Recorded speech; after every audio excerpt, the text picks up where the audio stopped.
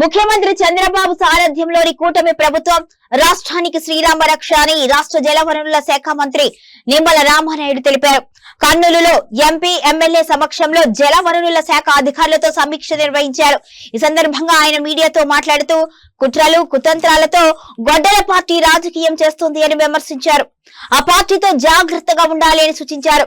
మంత్రి లోకేష్ నాయకత్వంలో mega DSC 2024 ఎంతో పారదర్శకంగా పకడ్బందీగా నిర్వహిస్తే యువతలో కూటమి ప్రభుత్వానికి వస్తున్న మంచి పేరు చూసి జీర్ణించుకోలేక దుష్ప్రచారానికి తెరదీశారు. ఇక రాయలసీమలో ప్రాధాన్య క్రమంలో అన్ని ప్రాజెక్టులు పూర్తి చేసి కరువు వలసలు శాశ్వతంగా నివారించే లక్ష్యంగా ముందుకు వెళుతున్నాము అని పేర్కొన్నారు.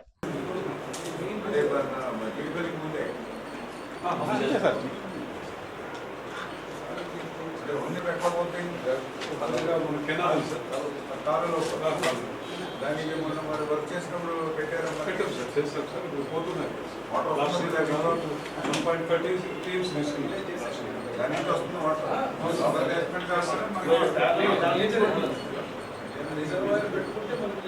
ఇప్పుడు మీరు అక్కడ దృష్టి పెట్టండి. ఒకసారి నెక్స్ట్ టైం ఒకసారి మీరు దీనికోసం ఒక నోట్ కింద తయారు చేసుకోండి. మీరు చెప్పినవి ఇద్దరు సీలు కూడా నోట్ చేసుకుంటే ఒకసారి నేను సార్ దగ్గర ఒకసారి కూర్చుని దీనికి సంబంధించి నన్ను ఒకసారి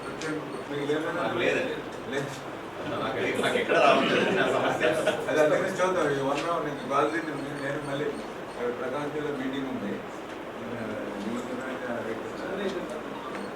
ఒకటి అయిపోతే మళ్ళీ మీరు కూడా వెస్టర్న్ పార్ట్స్ మొత్తం మీటెక్ రిలాక్స్ ఇస్తే అక్విజిషన్ ఫస్ట్ మూవ్ ఒకసారి మీరు తయారు చేస్తే ఒకసారి సీఎం గారి దగ్గర కూర్చుని ఫైనాన్స్ ఏం చేస్తారు సార్ దగ్గర కూర్చుని ఫైనాన్స్ సెక్రటరీని కూడా అక్కడ రమ్మని సార్ గట్టిగా మీటింగ్ పెడతాను.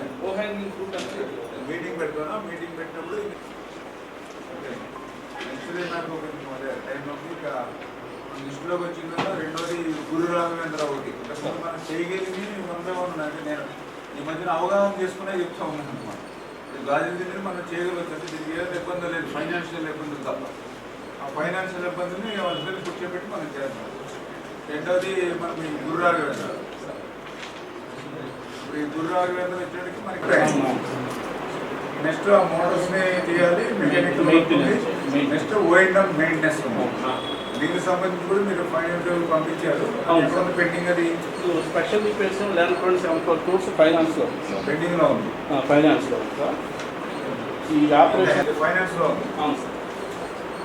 ఓఎండ్ఎం మన గవర్నమెంట్లో ఉంది సార్. గవర్నమెంట్ అంటే గవర్నమెంట్ అంటే మెయింటెనెన్స్ సార్. సీఎం గారి గవర్నమెంట్ ఇరిగేషన్ అదే చెప్పండి. ఓఎండ్ఎం ఫైల్ ఎంత? 5.75 ప్రాజెక్టుల పైన ప్రాజెక్టుల యాత్ర చేస్తామని చెప్తూ దీనిపైన కామెంట్. ఇప్పుడు నేను ఇప్పుడే మీకు చెప్పాను, ఈ ప్రాజెక్టు గ్రేటర్ రాయలసీమ మీద లేకపోతే ప్రాజెక్టుల గురించి మాట్లాడేటువంటి అర్హత ఈరోజు వైఎస్ఆర్సీపీ పార్టీకి ఎక్కడ ఉంది? ఇప్పుడే మీకు ఉదాహరణలన్నీ కూడా చెప్పాం. ఇప్పుడే గోరకొల్లు చెప్పాను, ఏదైతే మరి ఇక్కడ మన శ్రీశైలం చెప్పాము, అదేవిధంగా తుంగభద్ర చెప్పాము. అంటే వాళ్ళ 5 సంవత్సరాల హయాంలో హెచ్ఎన్ఎస్ఎస్ గురించి చెప్పాము. 5 సంవత్సరాల హయాంలో మరి ఒక్క రూపాయి కూడా పెట్టకుండా, ఒక తట్ట మట్టి పని చేయకుండా, మరి అసలు ఎంత దుర్మార్గం అంటే ఇంకా చెప్పాలని అంటే 102 ప్రాజెక్టులు 2019లో వైఎస్ఆర్సీపీ ప్రభుత్వం వచ్చింది రద్దు చేశారు రాయలసీమలో. ఓన్లీ రాయలసీమలో 102 ప్రాజెక్టులు రద్దు చేశారు వాళ్ళు. మరి అటువంటి పార్టీ ఈరోజు మళ్ళీ రాయలసీమ గురించి, రాయలసీమ ఇరిగేషన్ గురించి మాట్లాడేటువంటి నైతిక అర్హత ఎక్కడుందని చెప్పి ఇప్పుడు నేను మిమ్మల్ని ప్రశ్నించేది కూడా ఆ ఉద్దేశంతో. ఇప్పుడు బడ్జెట్ లెక్కలు చెప్తున్నాను. ఇప్పుడు ఏదో నేను ఇరిగేషన్ శాఖ మంత్రిని లేకపోతే కూటమికి సంబంధించినటువంటి నాయకులు అని మేము మాట్లాడట్లా. మీరు ఇప్పుడు బడ్జెట్ చూసుకుంటే అర్థమైపోతుంది ఆన్లైన్లో. 2014-19 7 లక్షల కోట్ల బడ్జెట్ మాకు 5 సంవత్సరాల్లో ఉంటే 12,000 కోట్లు పెట్టాం. నీకు 5 సంవత్సరాల్లో 12 లక్షల కోట్ల బడ్జెట్ ఉంటే నువ్వు 2,000 కోట్లు పెట్టావు. మరి ఏ అర్హత ఉంది నీకు ఈరోజు రాయలసీమ గురించి మాట్లాడడానికి? ఈరోజు మళ్ళీ కూటమి అధికారంలోకి వచ్చింది. ఇప్పుడే చెప్పాను, వెంటిలేటర్ మీద ఆర్థిక పరిస్థితి ఉన్నటువంటి స్థితిలో కూడా 2 సంవత్సరాల్లోనే 24,000 కోట్ల రూపాయలు ఇరిగేషన్ నిబద్ధత రాయలసీమ మీద ఉన్నటువంటి నిబద్ధత.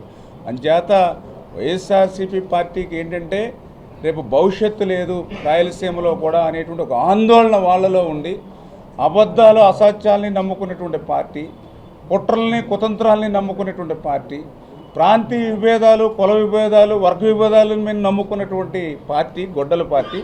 అంచేత ఆ గొడ్డల పార్టీ ఎప్పుడు కూడా అటువంటి విధానాలతో పోతుంది.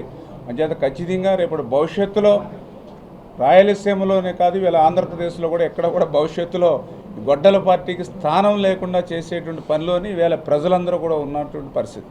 ఇంకోటి తెలంగాణ సంబంధించి రోజుకి 7 టీఎంసీలు తీసుకువెళ్తుంది. అదేవిధంగా భద్ర అదేవిధంగా ఆల్మట్టికి సంబంధించి దాదాపు 130 టీఎంసీలు ఇప్పటి వరకు నష్టం జరిగింది అనేది వైసీపీ నేతలు ఆరోపిస్తున్నారు. నేను అదే ఇప్పుడు మీకు చెప్పానండి. ఇప్పుడు వైసీపీ గురించి మనం ఎంత మాట్లాడుకుంటే అంత మంచి తక్కువ. ఎందుకంటే మనము ఈ రాయలసీమకి ఏం చేయాలనే దాని మీద మనం దృష్టి పెట్టేటువంటి ఆలోచన తప్ప రాయలసీమకు ద్రోహం చేసినటువంటి వాళ్ళ గురించి, ఎందుకంటే ఏదైతే మీరే చెప్తూ ఉన్నాం, వాళ్ళకి అధికారం ఇచ్చారు, 151 సీట్లు ఆంధ్రప్రదేశ్ రాష్ట్రంలో ఇచ్చారు. రాయలసీమలో ఎన్ని సీట్లు ఇచ్చారంటే వైఎస్ఆర్సీపీ పార్టీకి 51కి 48 ఇచ్చారు. ఇక్కడ గెలిచింది ముగ్గురే ఆ రోజు, నారా చంద్రబాబు నాయుడు గారు, పయ్యవాల కేశవ, నందమూరి బాలకృష్ణ గారు, ముగ్గురు గెలిచారు. 48 మంది వైఎస్ఆర్సీపీ ఇస్తే నువ్వు ఎంత ద్రోహం చేసావు, ఎంత ద్రోహం చేసావు రాయలసీమకి. అప్పుడు హెచ్ఎన్ఎస్ఎస్ ఎందుకు గుర్తు రాలేదు, జిఎన్ఎస్ఎస్ ఎందుకు గుర్తు రాలేదు, గోరకల్ ఎందుకు గుర్తు రాలేదు, శ్రీశైలం ఎందుకు గుర్తు రాలేదు, తుంగభద్ర ఎందుకు గుర్తు రాలేదు. ఈరోజు మేము అధికారంలోకి వచ్చిన 2 సంవత్సరాల్లో మీరు ఎక్కడైనా గ్రామాలకు పోతూ ఉంటే వాళ్ళు చెప్తూ ఉన్నారు, శ్రీకృష్ణదేవరాయల కాలంలో మా తటాకాలన్నీ జలకలతో ఉట్టుబెడుతూ ఉండేవి, మళ్ళీ కూటమి ప్రభుత్వం అధికారంలోకి వచ్చాయి కానీ ఈరోజు జలాశయాలన్నీ కలకల్లాడుతున్నాయనేది ఈవేళ ప్రజలు, రాయలసీమ ప్రజలు చెప్తున్నటువంటి పరిస్థితి. అందుకే నేను ఒకటే చాలా క్లియర్గా చెప్పా, అందుకే రాయలసీమలో సైతం వాళ్ళ ఆశలన్నీ కూడా అడియాసలు అవుతున్నటువంటి స్థితిలో ఇవాళ వైఎస్ఆర్సీపీ కన్నా కూడా ఇవాళ ప్రజలు మర్చిపోయారు. గొడ్డల పార్టీ అంటేనే ప్రజలకి రిజిస్టర్ అవుతుంది. వైఎస్ఆర్సీపీ పార్టీ అంటే వాళ్ళు కూడా 3 రకాలు చూస్తూ ఉన్నారు, ఎవరిదా ఇది అని చెప్పి. గొడ్డల పార్టీ అంటే డైరెక్ట్గా ఇది జగన్మోహన్ రెడ్డి అని వాళ్ళకి అర్థమైపోతుంది. వైఎస్ఆర్సీపీ అంటే మళ్ళీ రాజశేఖర రెడ్డి, సోనియా గాంధీ, మళ్ళీ ఎన్ని రకాల గుర్తులు వస్తూ ఉన్నాయి. ఇంకా గొడ్డల పార్టీ అనేది అర్థమైనటువంటి పరిస్థితి. అంచేత అటువంటి కుట్రలు కుతంత్రాలతోటే వాళ్ళు రాజకీయం నడిపేటువంటి పరిస్థితి. ఆ రోజులు చల్లవి. ఇంకా రేపు భవిష్యత్తులో ఒక్కసారి ఎవరినైనా మోసం చేయొచ్చు. ఆ రోజు 2019లో ఒక్క ఛాన్స్ అని చెప్పి మోసం చేశారు. ప్రజలు కూడా ఏముందో మనం చంద్రబాబు నాయుడు గారిని చూసాం కదా, ఈయన కూడా ఒకసారి చూద్దామని రాజశేఖర రెడ్డి పాలన దృష్టిలో పెట్టుకుని 1-2 ఓట్లు పడ్డాయి. కానీ ఇప్పుడు ఓటు వేయాలంటే జగన్మోహన్ రెడ్డి రాక్షస పాలన గుర్తుకొస్తూ ఉంది. ఆ రోజునటువంటి కక్షలు కేసులు వేధింపుల పాలన గుర్తుకొస్తూ ఉంది. ఇప్పుడు 2 సంవత్సరాలు అయింది, ఎక్కడ బుల్రోజర్లు లేవు. 2 సంవత్సరాలు అయింది, ఎక్కడ బూతులు లేవు. 2 సంవత్సరాలు అయింది, ఎక్కడ అర్ధరాత్రులు గోడలు దూకి పోలీసులు అరెస్ట్ చేసి 100 కిలోమీటర్లు 10ల సంఖ్యలో పోలీసులు తిప్పుతున్నటువంటి పరిస్థితి లేదు. ఇవన్నీ కూడా ప్రజలు కూడా గమనిస్తూ ఉన్నటువంటి పరిస్థితి, గుర్తిస్తున్నటువంటి పరిస్థితి. అటువంటి స్థితిలోనే ఆ రోజే 11 సీట్లు వచ్చాయి వాళ్ళకి. రేపు భవిష్యత్తులో ఆ సీట్లు కూడా గల్లంతయ్యేటువంటి ప్రమాదం ఉంది. కాబట్టి ఇటువంటి గొడ్డల పార్టీ ఈ రకంగా అబద్ధాలని అసత్యాలని ఏదైతే నమ్ముకుందో, వాళ్ళకు ఒక ఛానల్ ఉంది, వాళ్ళకు ఒక పేపర్ ఉంది. ఆ యొక్క ఛానళ్ళు, ఆ పేపర్లో లక్షల టన్నుల అచ్చులు గుద్ది పేపర్లోనూ టీవీల్లోనూ వేస్తూ ఉంటారు. అంచేతే గొడ్డల పార్టీ యొక్క అరాచకాలను ఎప్పుడు కూడా మేము కూడా ఎండగడుతున్నాం. Thank you.